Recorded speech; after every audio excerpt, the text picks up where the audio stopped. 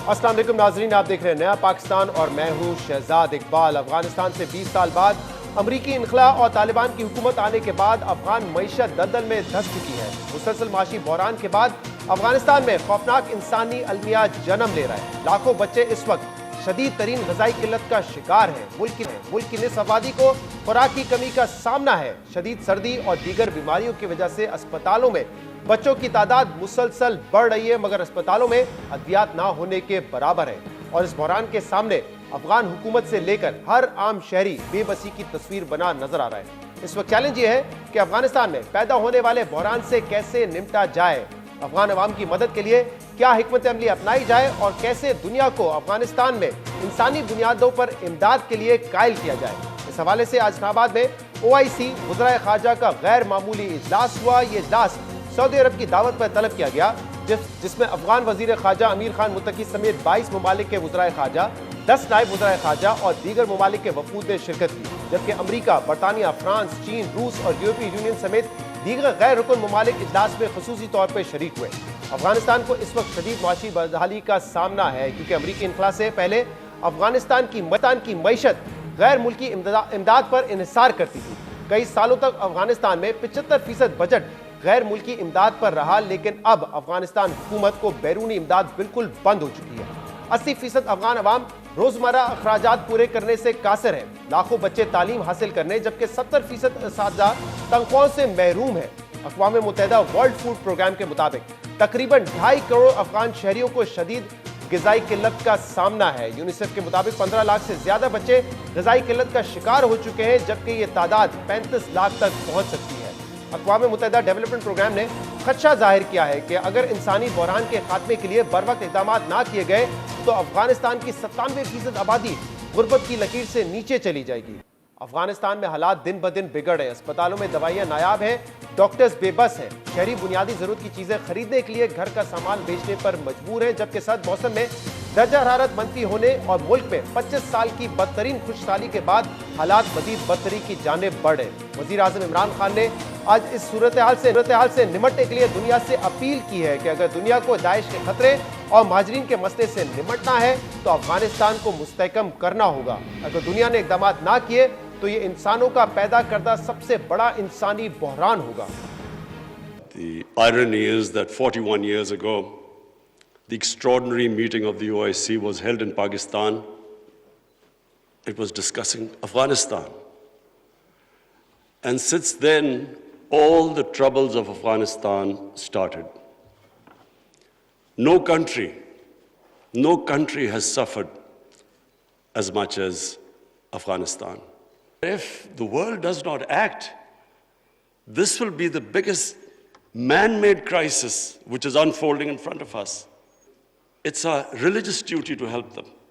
Unless action is taken immediately, and I mean immediately, Afghanistan is heading for chaos. If the Afghan government does not have the ability to fight terrorism, and we know ISIL is now a threat, it has been a threat, and the only reason you can deal with it is if there's a stable Afghan government. There's a refugee problem not just in Europe, all over the world. So everyone knows that this chaos will lead not just countries like Pakistan and Iran, other countries will also eventually have refugee problems. वज़ीर आज़म इमरान खान ने मुस्लिम दुनिया से appeal की है कि अफगानिस्तान की मदद करना हमारी मजहबी जिम्मेदारी भी है। अफगानिस्तान में अफरा तफरी होगी तो महाजरीन में इजाफा होगा, और ये महाजरीन सिर्फ पाकिस्तान या ईरान तक महदूद नहीं रहेंगे, बल्कि दीगर ममालिक को भी इनका सामना करना पड़ेगा। इजलास में सऊदी अरब के वज़ीर ख़ारजा शहज़ादा फैसल बिन फरहान ने अफगानिस्तान की सूरत हाल को आलमी अमन के लिए खतरा करार देते हुए कहा है कि अफगानिस्तान में माशी मुश्किलात इंसानी बहरान को जन्म दे सकती हैं और मजीद अदम इस्तेहकाम का बायस बन सकती हैं, जिससे इलाकाई और बैनुल अक़वामी अमन मुतासिर हो सकता है।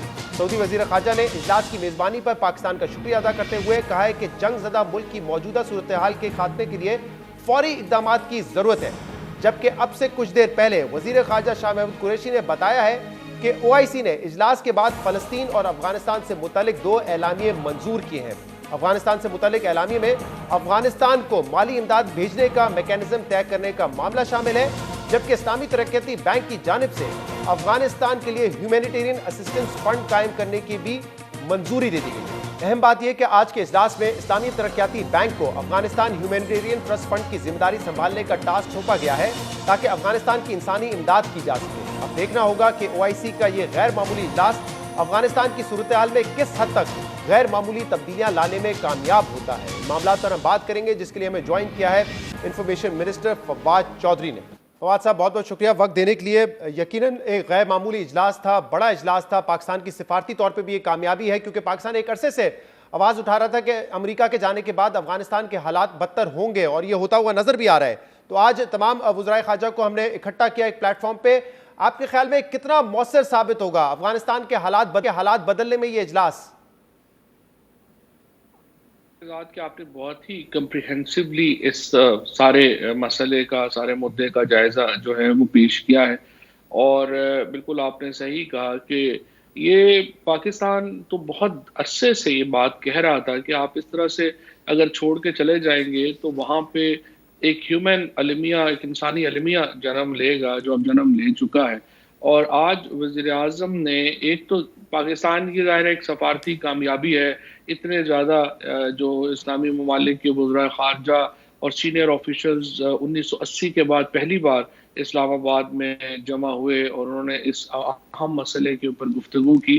دوسری بات کس طرح سے آج وزیر اعظم نے اپنی تقریر میں یہ کہا کہ اگر آپ کو طالبان کی جو سیاسی معاملات ہیں ان کو آپ فی الحال نہیں کنسیڈر کرنا چاہتے، تو پھر بہترین طریقہ یہ ہوگا کہ ہم افغانستان کی حکومت کو علیحدہ کر دیں اور افغانستان کے لوگوں کا سوچیں۔ اور لوگوں کا سوچنے کے لیے آج جو بات کی ہے، ایک ہی جو فنڈ قائم ہوا ہے، اب وہاں پر 1 بلین وہاں پہ سعودی ریال سعودی عربیہ نے دیے ہیں، پاکستان پہلے ہی $30 ملین جو ہے وہ کر چکا ہے، باقی ممالک جو ہیں اس میں پلیج کریں گے۔ اور اس کے بعد جو سب سے امپورٹنٹ آج میں سمجھتا ہوں تقریر تھی، وہ یونائٹڈ نیشن کی جو اسسٹنٹ سیکرٹری جنرل ہیں، خصوصی نمائندے افغانستان کے لیے تھامس گرفن، انہوں نے جس قسم کی فگرز پیش کی، اور پھر انہوں نے آخر میں یہ کہا ہے کہ $4.5 ارب کی امداد کی اپیل یونائٹڈ نیشن جو ہے وہ اگلے سال کے پہلے مہینوں میں کرنے جا رہا ہے اقوام متحدہ، اور یہ اقوام متحدہ کی تاریخ کی سب سے بڑی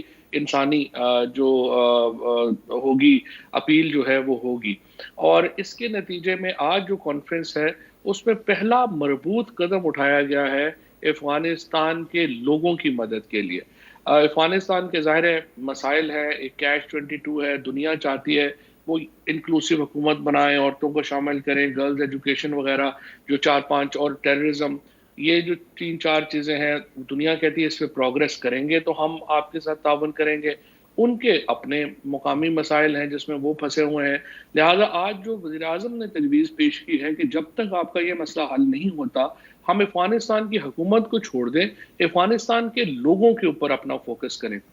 اور یہ جو اسلامک بینک کا آج میکنزم کریٹ ہوا ہے، جس میں سب سے امپورٹنٹ انہوں نے یہ کہا ہے کہ وہ براہ راست جو افغانستان کے کسان ہیں ان کو مائکرو فائننس کریں گے، کیونکہ افغانستان ظاہر ہے کہ ایک بنیادی طور کے اوپر ایگریکلچر ملک ہے، اور اس سے ایک بہتری کی کوشش جو ہے وہ ہوگی، اور پاکستان ظاہر ہے ان ایفرٹس کو لیڈ کر رہا ہے۔ صحیح، اس میں یہ بڑی امپورٹنٹ بات جو آج آپ کہہ رہے ہیں کہ وزیر اعظم نے کی کہ آپ طالبان حکومت کو علیحدہ کر کے دیکھیں، افغانیوں کو علیحدہ کر کے دیکھیں، تو یہ آئی ایم شور آپ لوگوں کی بیک ڈور باتیں بھی ہوئی ہوں گی تمام جو نان OIC ممبرز ہیں ان سے بھی۔ تو آپ کے خیال میں یہ جو آج کی سمٹ تھی یا جو بھی آپ لوگوں کی ڈسکشن ہوئی ہے، کیا وہ برج جو ٹرسٹ ڈیفیسٹ ہے اس کو ختم کرنے میں کامیاب ہوگی؟ آپ کے خیال میں یہ سمجھ آئی ہے ویسٹرن ممالک کو کہ ٹھیک ہے افغانستان کی حکومت سے ان کا اختلاف ہو سکتا ہے، ان کے اوپر کنڈیشنز عائد کر سکتے ہیں، لیکن یہ جو انسانی المیہ ہے جو جنم لے رہا ہے اس کو علیحدہ کر کے دیکھیں؟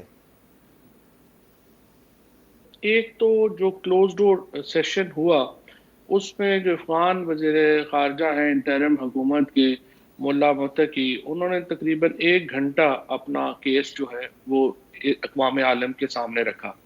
دوسرا اس میں بہت اہم ڈیولپمنٹ یہ ہے جو آپ نے نوٹ کی ہوگی کہ اس میں امریکہ کے جو خصوصی نمائندے ہیں وہ بھی شامل ہوئے، اور انہوں نے وہاں پہ یہ کہا کہ انہیں پورا اختیار دے کے پریزیڈنٹ بائیڈن نے بھیجا ہے کہ وہ ان معاملات کے اوپر فیصلے لے سکتے ہیں۔ تو اگر امریکہ کے نمائندے کا آنا اور پھر یہ کہنا اٹ سیلف میں سمجھتا ہوں کافی حوصلہ افزا بات ہے۔ اس کے ساتھ جو خصوصی نمائندے آئے جرمنی کے، اس کے بعد آپ نے دیکھا رشیا کے جو نمائندے آئے، پھر چین کے نمائندے آئے. سو تمام جو بڑے ممالک ہیں ان کے نمائندے جو ہیں وہ وہاں پہ آئے، اور یورپین اور امریکن جو نمائندے تھے، بہت امپورٹنٹ اتھارٹیز، وہ بھی ان ہمارے مسلم وزرائے خارجہ کے ساتھ علیحدہ جو ہے وہ انہوں نے انٹریکشن کیا. سو اس سے یقینی طور کے اوپر ایک جو میرا یہ خیال ہے کہ جو پرائم منسٹر صاحب نے جو فارمولا دیا ہے کہ اگر آپ نے فی الحال طالبان اتھارٹیز کے ساتھ مسائل چل رہے ہیں اور وہاں پہ کیش 22 سچویشن چل رہی ہے، تو اس کو فی الحال ہم بیک ڈور میں چلاتے رہتے ہیں، صحیح. بٹ پہلے اپنے لوگوں کی مدد کے لیے تو آگے بڑھے. اس کے اوپر مجھے لگتا ہے کہ کافی کنسنسس ہوا ہے. اور اگر امریکہ یہ ڈی فریز کرتا ہے پیسے $9 بلین اس وقت امریکہ میں ہیں افغانستان کے، ان میں سے اگر چند $بلین بھی افغانستان کو مل جاتے ہیں تو یہ کم از کم جو فوری ایک المیہ ہے اس سے بچا جا سکتا ہے. یہ بڑا امپورٹنٹ بھی ہے کیونکہ جو نمبرز ہمارے سامنے آ رہے ہیں چاہے وہ یونائٹڈ نیشن کی طرف سے ہوں وہ بڑے ہی خوفناک ہے فواد صاحب، کیونکہ 75% جو ہے ریلائنس افغانستان کے بجٹ کی ہوتی تھی غیر ملکی امداد پر، اب وہ آنا بند ہو گئی ہے. 15 لاکھ بچے اس وقت جو ہے وہ غذائی قلت کا شکار ہیں، جو تعداد یونیسیف کہتا ہے کہ بڑھ جائے گی 35 لاکھ تک. 97% افغانستان کی آبادی جو ہے وہ غربت کی لکیر سے نیچے جا سکتی ہے. اس لیے ضروری ہے کہ امداد پہ تو کوئی ریاست نہیں چل سکتی صرف امداد پہ، ان کی اپنی اکانومی نے بھی کام کرنا ہے، ان کے بینکنگ نظام نے بھی کام کرنا ہے، جس کے لیے یہ ریزرو کا اماؤنٹ جو فریز کیا گیا تھا وہ بڑا امپورٹنٹ ہے. آپ کے خیال میں کتنی امید ہے کہ امریکہ ان چیزوں پہ ریلیکسیشن دکھائے گا؟ کیونکہ وہ تو کنڈیشنز ڈال دیتا ہے کہ پہلے آپ آل انکلوسیو حکومت بنائے، عورتوں کی تعلیم کے حوالے سے، یہ جب سب چیزوں کو شامل کر دیتے ہو تو امید کتنی ہے کہ ریزرو فریز جو کیے ہوئے وہ انفریز ہو جائیں گے؟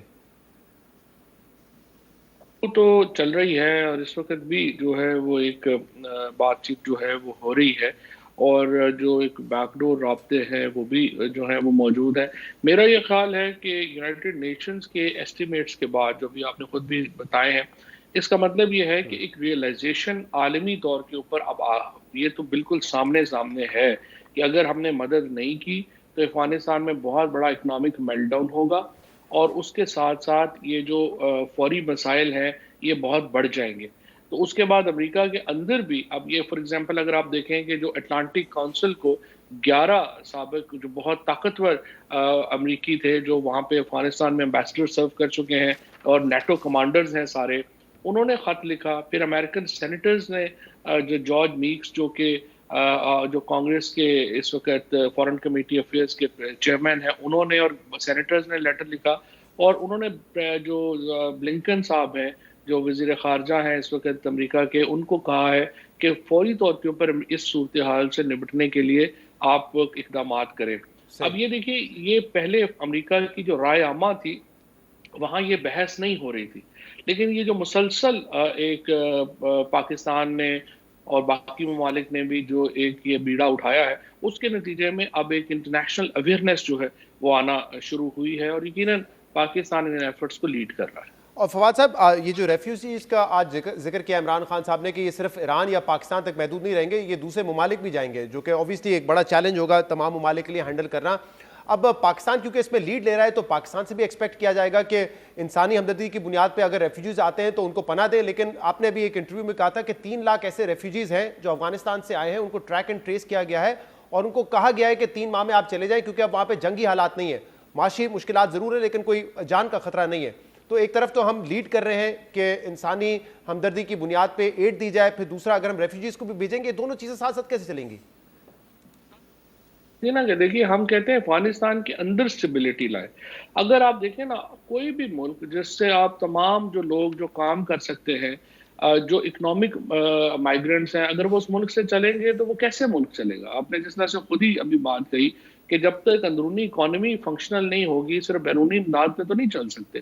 اگر ہم نے جو تمام برین ڈرین جو ابھی بھی بہت زیادہ وہاں سے لوگ چلے گئے ہیں، اور ڈسپائٹ دیٹ کہ طالبان نے یہ کہا تھا کہ تمام جو سرکاری ملازمین ہیں وہ واپس اپنے اپنے عہدوں کے اوپر کام کریں اور آ کے کریں، لیکن اس کے باوجود ایک بہت بڑی تعداد لوگوں کی جو ہے وہ افغانستان سے چلی گئی. اب ہم یہ بھی کہتے ہیں کہ جو لوگوں کو کوئی تھوڑا پروٹیکشن کا ایشو تھا وہ تو چلے گئے، لیکن اب اکنامک مائیگرنٹس اگر ہم یورپ امریکہ میں سارے لوگ چلے جائیں گے، پاکستان میں آ جائیں گے، تو افغانستان کیسے چلے گا؟ لہٰذا اور اس کا بوجھ پاکستان بھی نہیں اٹھا سکتا، ایران بھی نہیں. دیکھیے ہمارے دو مسئلے ہیں، ایک تو مائیگرینٹس کا مسئلہ ہے جس کو آپ نے ایکسپلین کیا، دوسرا مسئلہ یہ ہے کہ اگر افغانستان بہت ڈی اسٹیبلائز ہوتا ہے تو پھر جو سارے بڑے ٹیررسٹ نیٹ ورکس ہیں وہ افغانستان کو اپنا ہیڈ کوارٹر بنا لیں گے اور پاکستان اس کے ہمسائے میں ہے. سو سب سے پہلا برنٹ جو ہے وہ ہمیں سہنا پڑے گا. سو یہ دونوں ایشوز ہمارے لیے بہت اہم ہیں اور اسی لیے ہم اتنے اس کے اوپر جو ہے وہ ٹائرلیس ایفرٹس. اور ابھی فواد صاحب، شاہ محمود قریشی صاحب نے جب پریس کانفرنس کیا تو انہوں نے بتایا کہ افغانستان کے حوالے سے ڈاکیومنٹ سائن ہوا ہے اور فلسطین کے حوالے سے بھی ہوا ہے، لیکن یہاں پر یہ سوال بڑا اہم ہے اور پاکستانی جاننا چاہیں گے کہ ایک عرصے تک کوشش کرتے رہے ہم کہ OIC کا اجلاس بلایا جائے کشمیر کے ایشو پہ. خود شاہ محمود قریشی صاحب نے فرسٹریٹ ہو کے بیان بھی دیے کہ ہمیں کچھ ممالک کے بغیر شاید یہ اجلاس بلانا پڑے گا. لوگ جاننا چاہیں گے کہ ان دو اہم ایشوز پہ جب ہم OIC کو اکٹھا کر سکتے تو کشمیر کے معاملے پہ کیوں نہیں؟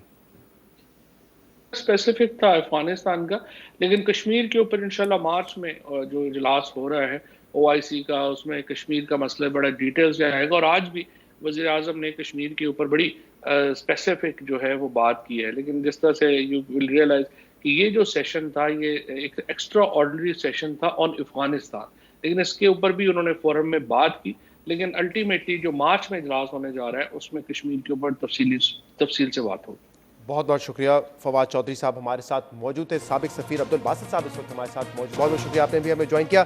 آپ کے خیال میں کتنا مؤثر ثابت ہو سکتا ہے آج کا اجلاس افغانستان کی صورتحال کو تبدیل کرنے کے لیے؟ بہت شکریہ. بسم اللہ الرحمن الرحیم. یہ تو بڑی اچھی کاوش تھی اور مجھے خوشی ہے کہ بہت سے OIC ممبر کنٹریز نے پازیٹیولی رسپونڈ بھی کیا.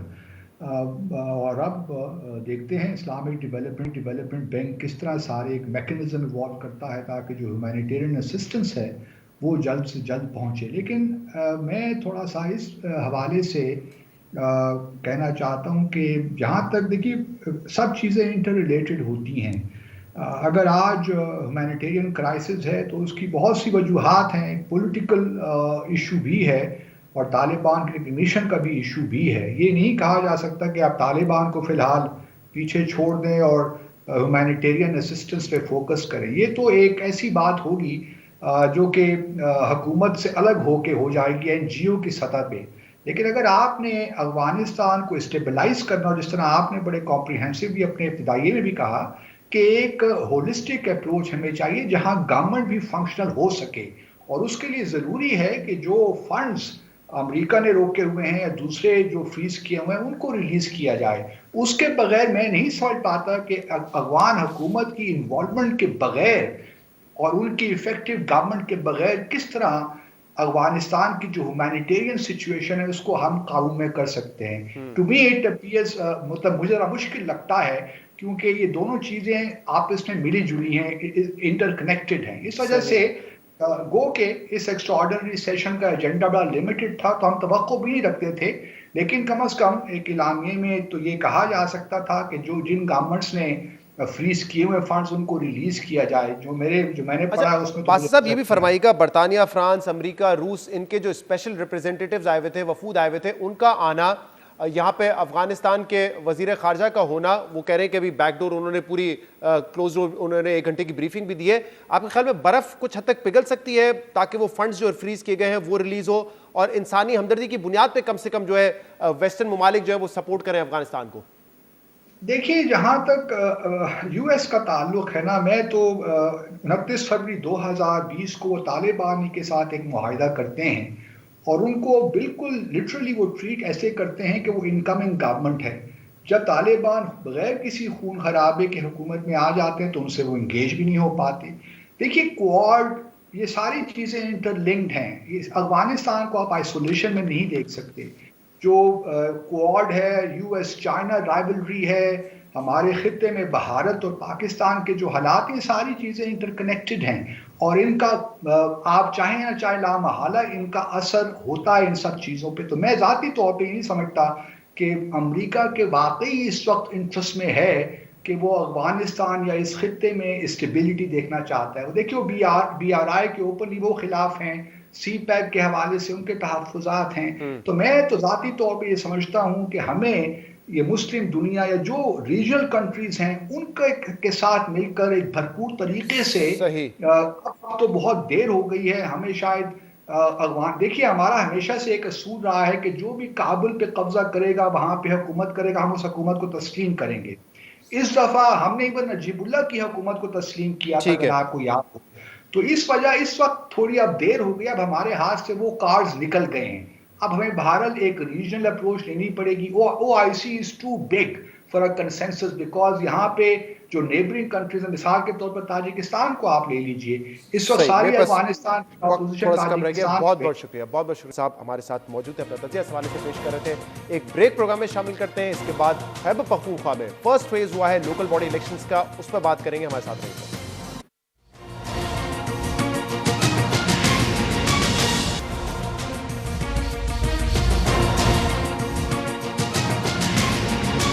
Welcome back. خیبر پختونخوا کے بلدیاتی انتخابات کے پہلے مرحلے میں 17 اضلاع میں آج الیکشن کا انعقاد ہوا. ان 17 اضلاع کے 61 تحصیلوں اور 5 ڈویژنل ہیڈ کوارٹرز میں تقریباً 1,27,00,000 ووٹرز نے تحصیل چیئرمین, ولیج اور نیبرہڈ کونسلر کے انتخابات کے لیے اپنا ووٹ کاسٹ کیا, جبکہ ان انتخابات کا دوسرا مرحلہ 16 جنوری کو ہوگا. آج کے الیکشن میں کون سی جماعت زیادہ نشستیں اپنے نام کرتی ہے, اس کے لیے نتائج کا انتظار ہے, کیونکہ جو سرکاری نتائج ہیں وہ 6 دن بعد جاری کیے جائیں گے. لیکن خیبر پختونخوا کے مستقبل کی سیاست کا منظرنامہ آج کے الیکشن سے طے ہوگا. دیکھنا ہوگا کہ خیبر پختونخوا جو تحریک انصاف کا سٹرانگ ہولڈ ہے, اسے وہاں اپوزیشن مستقبل میں سیاسی طور پر چیلنج کرنے کی پوزیشن میں ہے یا نہیں. ماہرین کے مطابق پشاور کے میئرشپ کی علامتی حیثیت اہم ہے. پشاور سٹی کے میئرشپ کے لیے 4 جماعتوں پاکستان تحریک انصاف, ANP, JUIF اور جماعت اسلامی کے درمیان مقابلہ ہے. جو بھی سیاسی جماعت پشاور کی سٹی میئرشپ جیتے گی وہ اپنی سیاسی بالادستی قائم کرنے کی پوزیشن میں ہوگی. اہم بات یہ ہے کہ آج کا الیکشن بھی روایتی تنازعات اور تصادم کا شکار رہا. کرک میں 2 اور خیبر میں 1 شخص ہلاک ہو گئے. اس کے علاوہ سارا دن مختلف علاقوں میں تصادم اور پولنگ رکنے کی خبریں آتی رہی, جبکہ درہ آدم خیل کے مقام پر وفاقی وزیر شبلی فراز کی گاڑی پر نامعلوم افراد نے حملہ کیا اور اس حملے میں شبلی فراز محفوظ رہے, لیکن ان کا ڈرائیور اور گارڈ زخمی ہو گئے. ان جھگڑوں کے علاوہ انتظامی مسائل بھی دیکھنے میں آئے اور اپوزیشن کی جانب سے تحریک انصاف پر انتظامی دھاندلی کے الزامات بھی لگتے رہے. چیئرمین پاکستان پیپلز پارٹی بلاول بھٹو زرداری نے الزام عائد کیا ہے کہ تحریک انصاف پری پول ریگنگ کر رہی ہے. خیبر پختونخوا میں ہونے والے بلدیاتی انتخابات کے پہلے مرحلے میں آج پشاور, نوشہرہ, کوہاٹ, لکی مروت, مالاکنڈ, باجوڑ, مردان, سوابی, کرک, بنو, ٹانک سمیت 17 اضلاع میں عوام نے دیہی علاقوں اور ولیج کونسلز کے ارکان اور تحصیل چیئرمین کے انتخاب کے لیے ووٹ کاسٹ کیا, جبکہ شہری علاقوں میں عوام نے نیبرہڈ کونسل کے ارکان اور سٹی میئر کے انتخابات کے لیے ووٹ کاسٹ کیے. آج ہونے والے انتخابات میں ہر ووٹر نے 6 بیلٹ پیپر پر 8 ووٹ کاسٹ کیے. دیہی علاقوں میں قائم کردہ بنیادی یونٹ ولیج کونسل 6 سے 7 ارکان پر مشتمل ہوگی, جس میں 3 جنرل کونسل, خاتون کونسلر, یوتھ کونسلر اور کسان لیبر کونسلر شامل ہوگا, جبکہ ولیج کونسل کے ووٹرز نے ان ارکان کے انتخاب کے علاوہ تحصیل کے چیئرمین کے لیے بھی ووٹ کاسٹ کیا. اسی طرح شہری علاقوں میں قائم بیسک یونٹ نیبرہڈ کونسل بھی 6 سے 7 ارکان پر مشتمل ہوگی. ولیج کونسل کی طرح نیبرہڈ کونسل کے ووٹرز نے بھی سٹی میئر کے لیے براہ راست ووٹ کاسٹ کیا. یہ بات اہم ہے کہ پچھلے بلدیاتی الیکشن میں تحریک انصاف کو اپوزیشن زیادہ پریشان نہیں کر سکی. اس وقت قبائلی علاقے خیبر پختونخوا میں ضم نہیں ہوئے تھے, تب تحریک انصاف 24 میں سے 17 اضلاع میں آسانی سے حکومت بنانے میں کامیاب ہو گئی تھی. لیکن اہم بات یہ ہے کہ تحریک انصاف 8.5 سال سے خیبر پختونخوا صوبے میں حکومت کر رہی ہے. اسی لیے دیکھنا یہ ہوگا کہ یہ بات تحریک انصاف کے حق میں جائے گی یا اس کے خلاف جائے گی. ایک طرف تحریک انصاف کو معاشی حالات اور مہنگائی کا سامنا ہے, جبکہ دوسری طرف تحریک انصاف کا دعویٰ ہے کہ اس نے ہیلتھ کارڈ کے ذریعے صوبے کے عوام کو ریلیف فراہم کیا ہے. اس کے علاوہ یہ بھی دیکھنا ہوگا کہ پاکستان تحریک انصاف کا جو مخالف ووٹ ہے کیا وہ تقسیم ہو کر تحریک انصاف کو فائدہ پہنچائے گا یا نہیں. اس پر ہم بات کریں گے, جس کے لیے ہمیں جوائن کیا ہے صوبائی وزیر شوکت یوسفزئی صاحب نے, اور اس کے علاوہ ہمارے ساتھ موجود ہے سینئر صحافی اور تجزیہ کار سلیم صافی. صافی صاحب بہت بہت شکریہ, آپ نے ہمیں جوائن کیا. آپ کے پاس میں آتا ہوں تجزیے کے لیے, لیکن آج سینیٹر شبلی فراز پر حملہ ہوا ہے, وہ بھی اس وقت ہمارے ساتھ موجود ہیں. ان سے پہلے بات کر لیتے ہیں. شبلی صاحب بہت بہت شکریہ جوائن کرنے کے لیے. یہ خبر سامنے آئی کہ آپ کوہاٹ پہ اپنا ووٹ کاسٹ کرنے گئے تھے, اس کے بعد جب آپ پشاور جا رہے تھے تو یہ حملہ ہوا ہے. کس نوعیت کا یہ حملہ تھا؟ اور اطلاع تو ہمارے پاس ہے کہ آپ خیریت سے, لیکن آپ کے ڈرائیور اور گارڈ کے حوالے سے خبر آئی تھی کہ وہ تشویشناک حالت میں ہے اور ہسپتال منتقل کیا گیا ہے. ذرا بتائیے کیا تفصیلات ہیں. جی بس میں جس طرح آپ نے کہا, میں کوہاٹ اپنا ووٹ ڈالنے گیا تھا. واپسی پہ شام کے وقت درادم کھیل جب پہنچا تو وہاں پہ اس جنکشن پہ ایک موب سا تھا جو کہ کالے جھنڈے اٹھائے ہوا تھا. اور انہوں نے پولیس کی جو میرے آگے جو پولیس تھی اس کو اٹیک کیا، تو پھر وہ نکل گئے، تو انہوں نے فائرنگ کی اور جو کہ میں نے خود دیکھی، اور اس کی طرف وہ بعد میں انہیں کلہاڑیاں بھی اور ڈنڈے بھی پکڑے ہوئے تھے اور انہوں نے میری گاڑی کو اٹیک کیا، تو ہماری گاڑی بھی اس طرح نکل گئی. ہم فائرنگ کی آواز سنتے رہے، لیکن الحمدللہ میں حیران ہوں کہ بھی بیٹھا ہوں آپ سے بات کر رہا ہوں. اور آپ کے ساتھی جو میرے ڈرائیور تھے ان کا زخمی ہوئے، ان کو جو ہے تو ادھر پھر مقصد یہی تھا کہ اس سب سے پہلے اس کو وہاں پہ ہاسپٹل پہنچایا جائے، اور ویسے بھی ہم کافی سپیڈ پہ پھر گاڑی چلانے لگے، تو ہم اس کو اسپتال میں وہ کیا ہے، داخل کیا ہے. مجھے پتہ چلا ہے کہ وہ کافی اب بہتر ہے، اور بلیڈنگ وغیرہ بہت ہوئی تھی اس کی، لیکن وہ الحمدللہ کے اللہ کا شکر ہے کہ آپ تمام لوگ محفوظ ہیں. لیکن آپ نے کہا فائرنگ ہوئی تھی، انیشل اطلاعات بھی یہ آئی تھی کہ فائرنگ ہوئی ہے، لیکن اس کے بعد ڈی آئی جی کوہاٹ طاہر ایوب صاحب نے کہا کہ پتھراؤ کیا تھا، فائرنگ انہوں نے کہا کہ نہیں ہوئی ہے.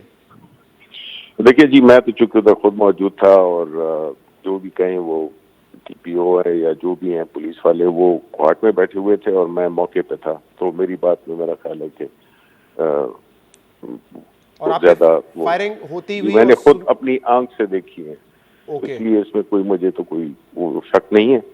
باقی جو ہے تو وہ اور باتیں ہیں. سیاسی حملہ تھا آپ کے خیال میں یا کوئی دہشت گردی کی کارروائی؟ نہیں جی، مجھے نہیں لگتا سیاسی کوئی وہ تھا. میں نے جس طرح کہا کہ میں نے تو کبھی کالے جھنڈے نہیں دیکھے ہیں اس پہ کچھ، کیونکہ شام کا رات کا وقت تھا، تو اس پہ جو بھی لکھا ہوا تھا مجھے وہ تو نظر نہیں آیا، لیکن یہ ضرور کہ وہ میں نے کالے جھنڈے دیکھے. صحیح. ایک آخری سوال، کیونکہ کوہاٹ سے آپ آ رہے تھے، آپ نے ووٹ بھی کاسٹ کیا ہے، وہاں پہ جو آزاد امیدوار ہیں وہ تحریک انصاف کا ٹکٹ چاہتے تھے، لیکن ٹکٹ ان کو دیا نہیں گیا، تو کوہاٹ میں کیا پوزیشن ہے؟ سٹی میئر بنانے میں کامیاب ہو جائے گی تحریک انصاف؟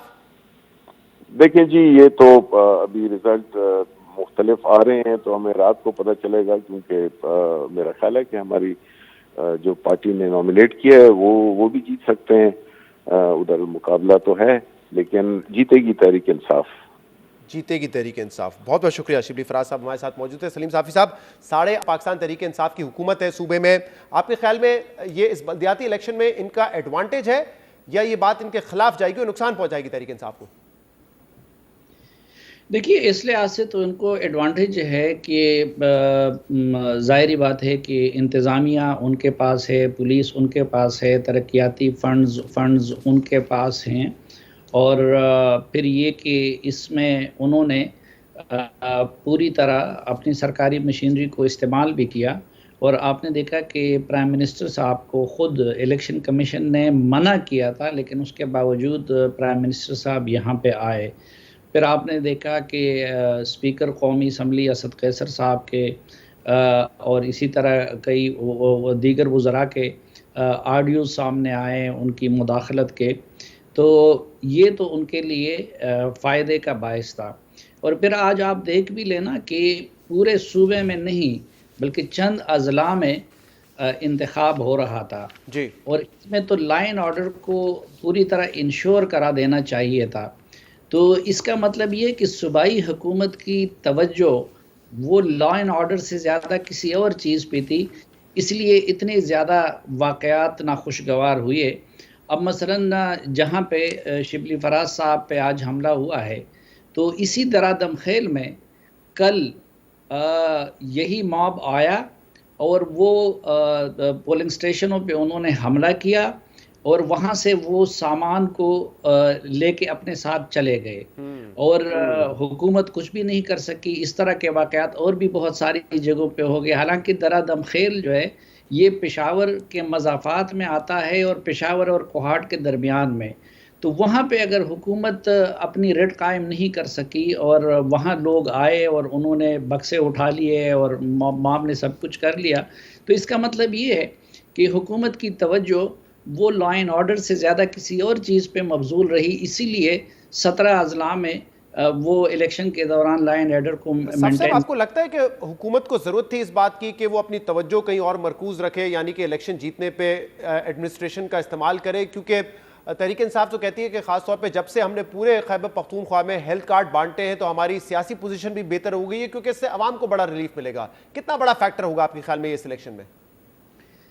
دیکھیں ظاہری بات ہے کہ یہ ہیلتھ کارڈ اور اس طرح کی ساری چیزیں یہ بھی ایک فیکٹر ہو سکتی ہیں لوگوں کو اپنی طرف راغب کرنے کے لیے، لیکن اگر اتنا آئیڈیل پوزیشن تھا اور سب لوگ ان کے ساتھ تھے تو پھر پہلے تو یہ کہ خیبر پختونخوا کی حکومت نے بلدیاتی انتخابات کروانے میں اتنی تاخیر کیوں کی، اور یہ جو کچھ ہو رہا ہے یہ تو حکومت کے اپنے انیشیٹو پہ نہیں ہو رہا ہے بلکہ یہ عدالت کے حکم پہ ہو رہا ہے۔ پھر اگر اتنی پوزیشن ان کو اپنی بہتر نظر آ رہی تھی تو ایک پولیٹیکل پارٹی اور ایک سیاسی حکومت وہ کس طرح بلدیاتی انتخابات غیر جماعتی بنیادوں پہ کرانا چاہ رہی تھی؟ اگر اتنی بہتر پوزیشن تھی تو پھر تو ان کو کوشش کرنی چاہیے تھی کہ یہ جماعتی بنیادوں پہ کراتے۔ تو صوبائی حکومت نے تو غیر جماعتی بنیادوں پہ کرانے کی کوشش کی، لیکن وہ بھی پشاور ہائی کورٹ نے اور عدالت نے ان کو مجبور کر دیا کہ وہ پولیٹیکل پارٹی بیسس پہ ہو۔ صحیح۔ شوکت یوسف زئی صاحب ہمارے ساتھ موجود ہیں۔ شوکت صاحب بہت بہت شکریہ جوائن کرنے کے لیے۔ پہلے تو اپڈیٹ دے دیجیے گا کہ اب تک جو غیر سرکاری نتائج آئے اس کے مطابق تحریک انصاف کیا سمجھتی ہے، کیا پوزیشن ہے؟ 61 تحصیل چیئرمین میں سے کتنے سیٹیں لے جائیں گے آپ، اور 4 جو سٹی میئر ہیں کتنے بنانے میں کامیاب ہو جائیں گے آپ؟ بسم اللہ الرحمن الرحیم، بہت شکریہ۔ دیکھیے جی، انتخابات ہوتے ہیں، ایک جمہوری عمل ہے، تمام پارٹیاں اس میں حصہ لیتی ہیں۔ یہ خوش آئند بات ہے کہ ہر پارٹی نے ایک آزادانہ طور پہ اپنی کمپین مکمل کی ہے، انتخابی مہم چلائی ہے۔ اللہ نے یہ یعنی اس سے پہلے جو انتخابات ہوتے تھے بڑے مشکل مراحل سے گزرنا پڑتا تھا۔ آج بھی میں سمجھتا ہوں کہ 2-3 واقعات ہوئے، اس پہ افسوس بھی ہے، نہیں ہونا چاہیے تھا، لیکن ڈیفینیٹلی ہم جس ریجن میں رہتے ہیں یہ کافی مشکل ریجن ہے، اور اس کے باوجود کہ آپ دیکھیں کہ اتنے لوکل لیول پہ، ولیج کونسل لیول پہ، یونین کونسل بھی نہیں، ولیج کونسل کے لیول پہ انتخابات ہو رہے ہیں، اور 5 امیدوار جو ہے ہر جماعت سے کھڑے ہیں، اور آپ دیکھیں کہ کتنی بڑی تعداد۔ تو یہ تو بہت، ہم جو یہ نان پارٹی اور پارٹی کی بات ہو رہی ہے نا، تو صرف لوکل سطح پہ جو ولیج کونسل کے الیکشن تھے اس پہ ہم نے بات کی تھی کہ یہ ولیج کونسل پہ اس لیے ہونے چاہیے تاکہ لوگ اپنے نمائندے خود منتخب کریں، اور وہ پارٹی کو نہ دیکھیں، وہ لوگوں کو دیکھیں تاکہ ان کے مسائل حل ہوں۔ اور یہ مشکل بھی ہوتا ہے کہ جب پولیٹیکل پولرائزیشن نچلے لیول پہ نہیں ہونے چاہیے، اس وجہ سے باقی جو اوپر لیول کے میں اس میں حالات میں بھی آتا ہوں، خاص طور پہ لانڈ آرڈر، لیکن میں نے سوال پوچھا تھا کہ تحریک انصاف کی امید کیا ہے، نصف سے زیادہ سیٹیں لے جائیں گے یا نہیں؟ دیکھیں انشاءاللہ تعالی ہمیں پوری طرح امید ہے، اور یہ دیکھیں یہ کوئی ہم جو آج کی جو ٹاک شو ہو رہی ہے یہ کوئی 2 دن پہلے نہیں ہو رہی ہے، یہ تھوڑی دیر بعد سب کے ریزلٹ آ جائیں گے، اور انشاءاللہ ہم پوری امید ہے، جو ہم نے پرفارمنس دی ہے، جو ہم نے ڈیلیوری دی ہے، جو ہمارے صحیح ہے۔ لیکن شوکت صاحب، ایڈمنسٹریشن اور پولیس کی جو آج پرفارمنس ہے وہ تو قابل تعریف کہیں سے نہیں ہے۔ 3 افراد کا جہاں بھاگ ہو جانا، جگہ جگہ ہنگامے ہونا، بلکہ آج تو بلال بھٹو زرداری صاحب نے جو ٹویٹ کیا اس پہ الزام لگایا کہ جان بوجھ کے کیا ہے، تحریک انصاف اتنی غیر مقبول ہو چکی ہے کہ اب وہ تشدد اور دھاندلی کے ذریعے الیکشن جیتنا چاہتی ہے۔ دیکھیں یہ تو اگر آپ کمپیریزن کریں گے نا پچھلے انتخابات سے اور اب اس دفعہ انتخابات سے، اور اتنی بڑی تعداد میں جو لوگ حصہ لے رہے ہیں امیدوار، یہ اگر آپ کمپیریزن کریں تو آپ کو پتہ چلے گا سندھ کے الیکشن بھی آنے والے، وہ بھی ہم دیکھ لیتے ہیں۔ دیکھیں یہ جو پری پول ریکنگ اور اس طرح کی جو باتیں ہوتی ہیں نا، یہ اپنی شکست نظر آ جاتی ہے، ورنہ یہ کیا بات ہے کہ ریزلٹ ابھی آیا نہیں ہے، جی دھاندلی ہو رہی ہے۔ دھاندلی تو اس وقت ہوتی ہے نا، یا تو آپ بتا دیں کہ جی یہ اس جگہوں پہ یہ ہوا ہے۔ اب جو لیکن یہ تو آئے نا، کچھ آڈیوز آئی جس میں آپ کے لوگ پیسے آفر کر رہے ہیں، کچھ ایسی ویڈیوز ہم نے کل بھی دیکھی جہاں پہ بیلٹ باکس وغیرہ کو چوری کرنے کی کوشش کی جا رہی ہے۔ جو آپ نے دیکھے ہیں، میں آپ کو بتاؤں، جو یعنی یہ بہت بڑی بات ہے کہ فاٹا جس کو ہم کہتے تھے مرج ایریا میں الیکشن ہو رہے ہیں، اس میں کچھ پارٹی کے لوگ جو ہیں، جو لوگ جو مرج کے خلاف تھے، انہوں نے ضرور احتجاج کیا، جس طرح وہاں پہ کیا خیبر کے اندر آج کا جو واقعہ ہوا درہ کے اندر۔ تو یہ تو وہ JUI بھی تو مخالف تھی نا انضمام کی، آج وہ حصہ لے رہی ہے۔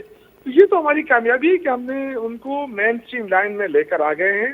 مشکلات ہوتی ہیں، ہر چیز میں ہوتی ہیں، جب اتنا بڑا الیکشن ہوتا ہے تو اتنی ہی بڑی مشکلات ہوتی ہیں، لیکن میں سمجھتا ہوں کہ یہ کریڈٹ جاتا ہے محمود خان کی حکومت کو کہ انہوں نے مرچ ایریا کے اندر جو ہے وہ انتخابات کرا لیے۔ مشکلات میں بالکل مانتا ہوں، دیکھیں جس طرح مہنگائی رہی ہے، جو ایکسپلائٹ کیا گیا جس طریقے سے، حالانکہ جو لوگ سمجھتے تھے ان کو پتہ ہے کہ مہنگائی کیوں ہے، اس میں کوئی پاکستان کے اندرونی وجہ سے نہیں ہے، जो बैरूनी हालात है, जो कोरोना के हालात है, उस वक्त से भी काफी मुश्किलात रही। लेकिन अगेन मैं कहूँगा कि हम तो इसलिए पूरी उम्मीद है कि हमने डिलीवर किया है। सही। सेहत इंसाफ कार्ड से कितने लोग मुस्तफीद हो रहे हैं, वो जो ब्याजी साफी साहब, ठीक है, मैं जरा साफी साहब से इस पर तजिया लेना चाहूंगा। तो वो कह रहे हैं महमूद खान की बड़ी कामयाबी है कि जो फाटा के साबका रीजन से अब वो जिले बन गए हैं, वहाँ पे भी इलेक्शन हुए हैं, अमन व अमान की कुछ सूरत हाल पैदा हुई, लेकिन इतने लार्ज स्केल पे इलेक्शन करवाना, विलेज काउंसिल तक कुछ हालात ऐसे पैदा हो जाते हैं, लेकिन वो कह रहे हैं फिर भी तहरीक इंसाफ ने डिलीवर किया है, आधी से ज्यादा सीटें हम जीत जाएंगे। नहीं, ये तो खैर अब रिजल्ट आने के बाद पता चलेगा कि कितनी पीटीआई जीतती है। अब देखें, ये फाटा मर्जर का मामला है, ये पिछली हुकूमत के आखिरी दिनों में इसमें तमाम पॉलिटिकल पार्टीज़ की भी और पीटीआई भी उसकी हामी थी, पीपल्स पार्टी भी, नून लीग, ये सब लोग थे, और मिलिट्री लीडरशिप ने भी उसमें और सिर्फ 2 जमातें मुखालिफ थी, एक JUI और एक महमूद खान जगज़ई साहब की पार्टी। लेकिन देखें कि एक भी वादा मर्जर के मामले में फिर अगले महीने इनकी हुकूमत आ गई, वो पूरा नहीं किया गया। मसलन 3% ऑफ द डिविजिबल पूल, उनके हिसाब से इस वक्त, कल भी मेरी सरताज अजीज साहब से बात हो रही थी, तो 200 अरब रुपए वहाँ पे खर्च होने चाहिए थे। एक साल भी पीटीआई की हुकूमत वहाँ पे खर्च नहीं कर सकी। पिछले दिनों आपने देखा कि वहाँ कबायली अजला के लिए जो फंड वो वैकेंसीज आई थी, उसमें 70% जो है वो वज़ीर आला साहब और कुछ वफाकी वज़रा वो अपने इलाके में ले गए थे। जब मैंने इसको इशू बना दिया तो फिर उसको उन्हें कैंसिल करना पड़ा और एक ब्यूरोक्रेट उन्होंने कुर्बानी का बने, तो उसकी वजह से आज लोगों को ये मौका मिल गया है। आपको याद होगा कि फाटा मर्जर पे हर कबायली जिले में लोगों ने जश्न मनाया। वक्त कम रह गया है। बहुत बहुत शुक्रिया सलीम साफ़ी साहब, आप हमारे साथ मौजूद। यूसुफजई साहब, आपका भी बहुत बहुत शुक्रिया। शौकत यूसुफजई साहब कह रहे हैं कि हमारी कामयाबी है कि हमने इलेक्शन करवाया है, और वो पर उम्मीद है कि आधी से ज़्यादा नशिस्तें जीतने में तहरीक इंसाफ कामयाब हो जाएंगी। 6 बाद जब सरकारी नतीजा आएगा तो ये सामने आ जाएगा कि कौन सी पार्टी सबसे ज़्यादा सीट जीती है। आज के प्रोग्राम में इतना ही। शो से इजाज़त दीजिए। अल्लाह हाफ़िज़।